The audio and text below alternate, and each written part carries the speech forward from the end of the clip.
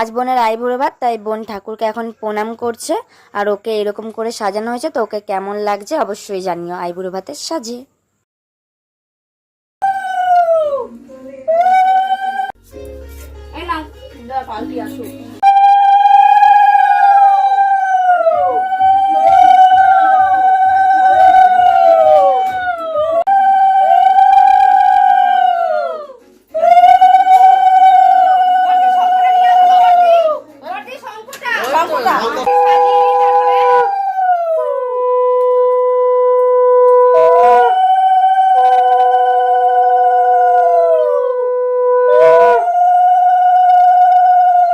বোনের আশীর্বাদ কমপ্লিট হয়ে গেছে, এখন এখানে আইবুড়ো ভাত খেতে বসছে।